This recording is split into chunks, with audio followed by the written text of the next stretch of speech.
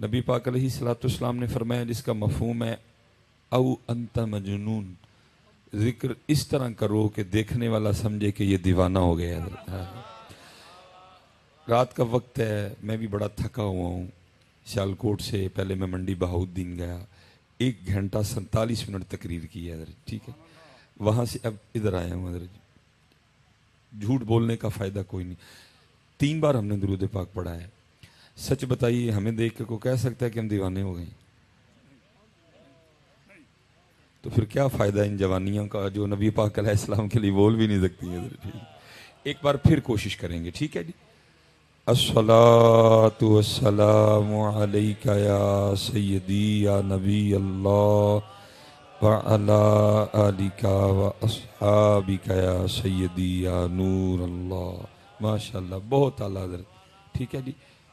یاد رکھا کریں، وہ کسی نے پنجابی میں کہا تھا جنہ گڑ پاؤ گے اتنا ہی میٹھا ہوئے گا حضرت، تو یہ تو پہلے بڑا میٹھا ہے، پتہ نہیں آپ میٹھا کیوں نہیں ڈالتے حضرت، ٹھیک۔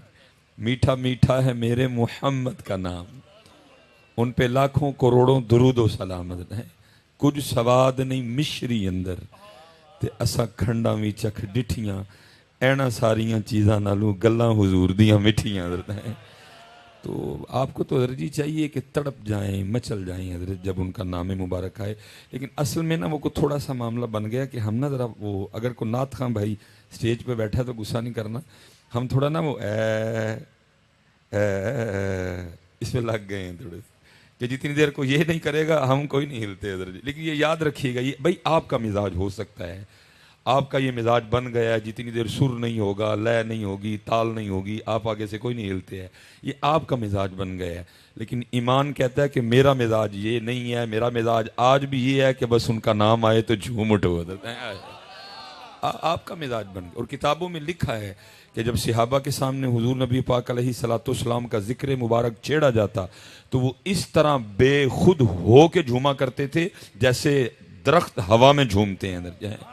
لیکن ادھر ہم لگ گئے ہیں نا حضرت جی، وہ لیکن یہ اچھی بات نہیں ہے حضرت، نہیں، جب ان کا نام پاک آئے تو پتہ لگنا چاہیے حضرت کسی نے نام لیا ہے حضرت۔ اور یہ میری ایک بات یاد رکھیے گا، اتنا بڑا مجمع بیٹھا ہے، ہم سوئے پڑے ہیں حضرت، سیدھی سچی بات ہے حضرت، ہم سوئے پڑے ہیں، لیکن یہ میری بات یاد رکھنا، آپ کے دشمن نہیں سوئے کوئی بھی حضرت، وہ جاگ بھی رہے ہیں، وہ آپ کے خلاف کام بھی کر رہے ہیں حضرت۔ دیکھیں نا نور الدین زنگی کا دور جو تھا، حکومت آپ کی تھی نا، آپ غالب تھے، وہ مغلوب تھے، وہ اللہ کے بندو وہ تو تب نہیں باز آئے، کیا انہوں نے نبی پاک علیہ السلام کے مزار مبارک سے آپ کے جسم مبارک کو چرانے کی کوشش نہیں کی تھی حضرت؟ جب آپ طاقت میں تھے، جب حکومت آپ کی تھی، وہ تب نہیں باز آئے، تو آپ کے خیال میں کیا وہ باز آ گئے؟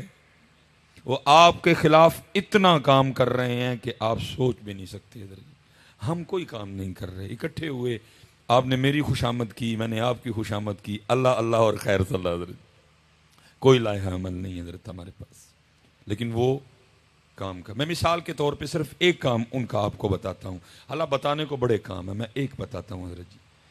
حدیث پاک کا مفہوم ہے جی، جس گھر میں تصویر ہوگی وہاں رحمت کا فرشتہ نہیں آئے گا، وہ تصویر ہاں کسی کی بھی ہو، میری ہو، زید کی ہو، بکر کی ہو، ٹھیک ہے جی، ہوگا وہی جو اللہ کے محبوب نے فرمایا۔ ہمیں یقین ہے نہیں ہے، لیکن وہ آپس میں سر جوڑ کے بیٹھے، انہوں نے کہا اچھا ان کے نبی کہہ رہے ہیں جس گھر میں تصویر ہوگی رحمت کا فرشتے نہیں آئے گا۔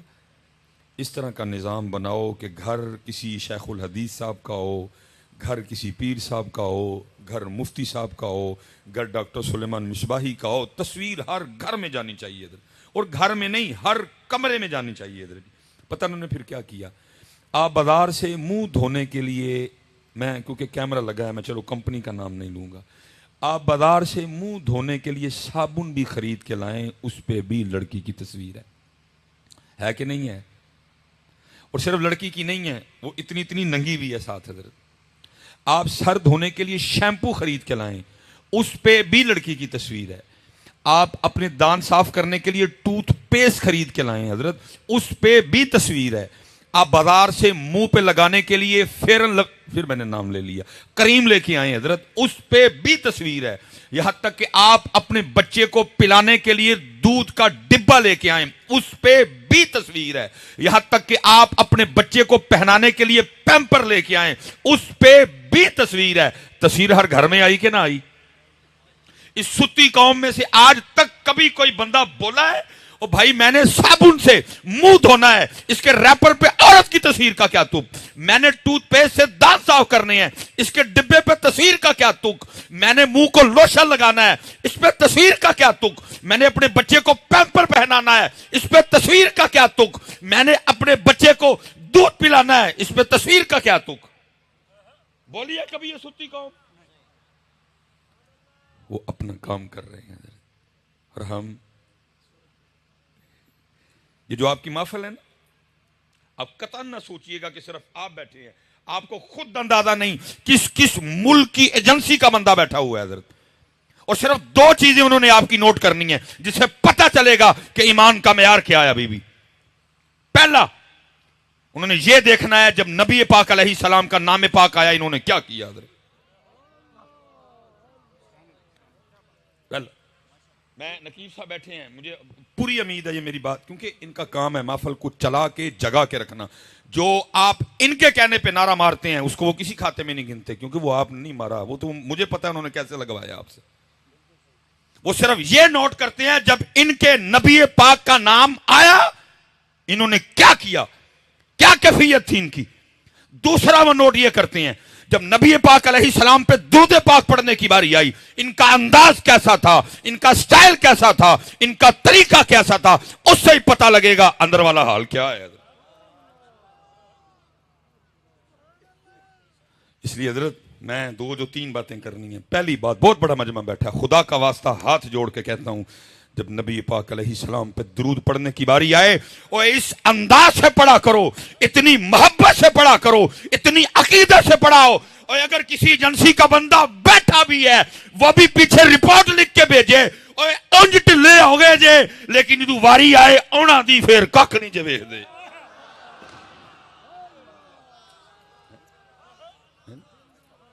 وہ لکھ کے بھیجیں, کیا لکھ کے بھیجیں گے؟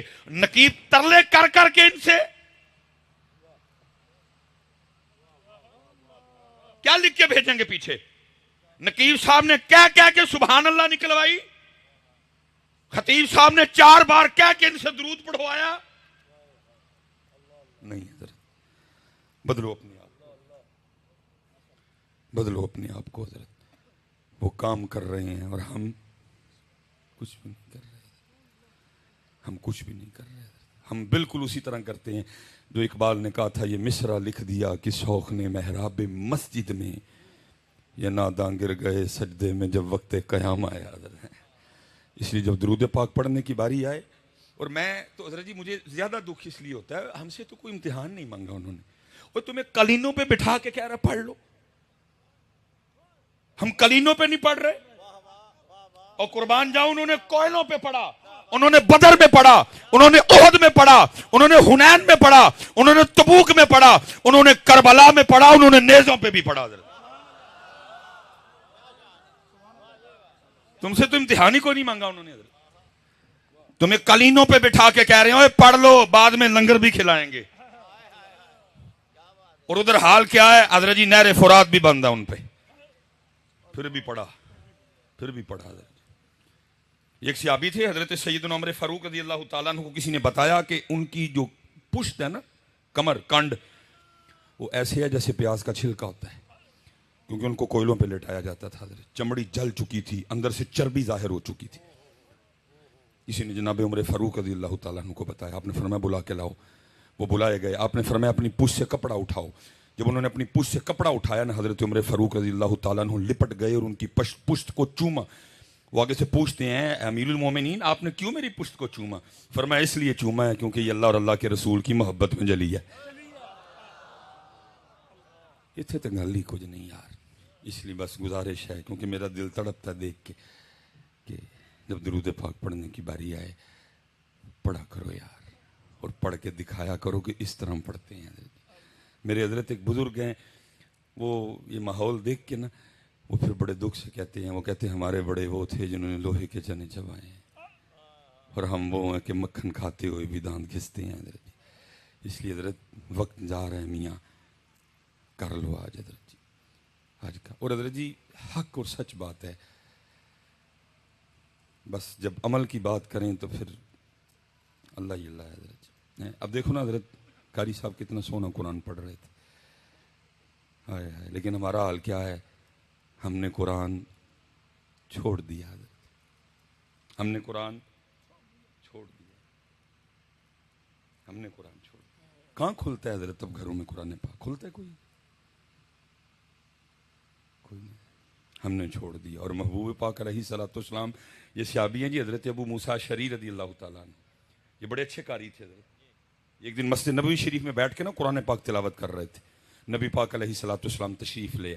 اب حضرت ابو موسیٰ اشعری رضی اللہ تعالیٰ عنہ کو نہیں پتا کہ پیچھے اللہ کے محبوب بھی میرا قرآن سن رہے ہیں، ان کو نہیں پتا، وہ پڑھ رہے ہیں اپنی موج میں. حضرت جب پڑھ کے اٹھے نا تو پیچھے کیا دیکھتے ہیں؟ اللہ کے محبوب علیہ السلام کھڑے ہیں.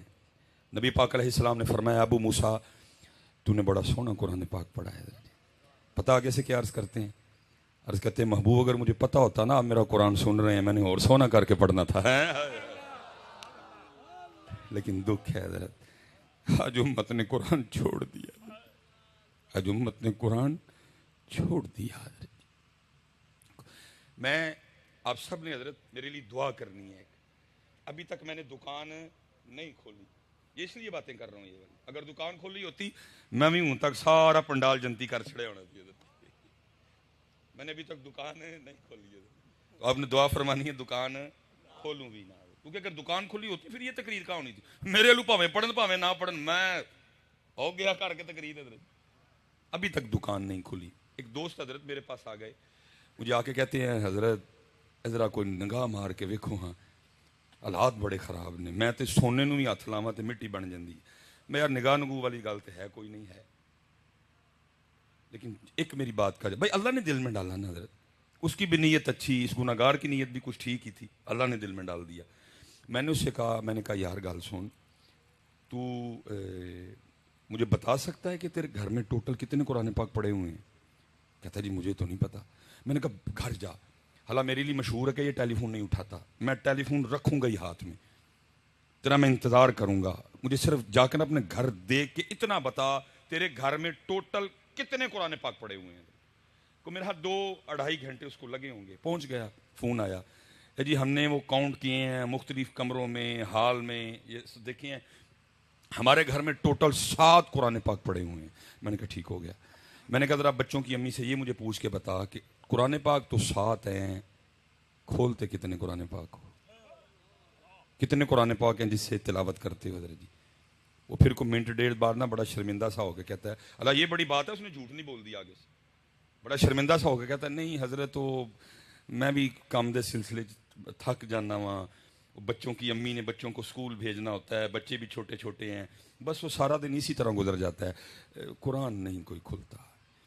میں نے اس سے کہا، میں نے کہا مجھے صرف ایک بات کا جواب دے، جس بندے کے گھر میں روزانہ 7 قرآن پاک اللہ کی بارگاہ میں اس کی شکایت لگائیں، رب کریم موبائل چھوڑتا نہیں، رب کریم ٹی وی چھوڑتا نہیں، ٹی وی چھوڑتا ہے ریموٹ چھوڑتا ہے، موبائل چھوڑتا ہے ریموٹ، فیس بک چھوڑی تو یوٹیوب چھوڑی تو واٹس ایپ چھوڑی تو انسٹاگرام چھوڑا تو پھر ٹی وی، کبھی موبائل کبھی ٹی وی، مجھے کھولتا ہی نہیں. میں نے کہا اتنا بتا، جس بندے کے گھر میں روز 7 قرآن پاک اللہ کی بارگاہ میں اس کی شکایت لگائیں، اس کی پوری کدھر سے پڑے گی؟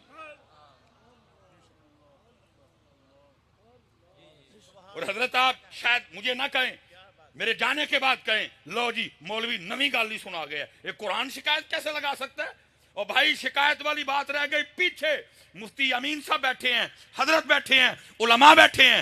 حدیث پاک کا مفہوم ہے جس بندے کا زندگی میں یہ معمول رہا، اس نے ہر شام، اس نے ہر رات سونے سے پہلے سورہ ملک کی تلاوت کی، مر گیا، حساب و کتاب کا وقت آیا، نیکیاں تھوڑی پڑ گئیں، گناہ زیادہ ہو گئے، آرڈر جہنم میں جانے کا آ گیا.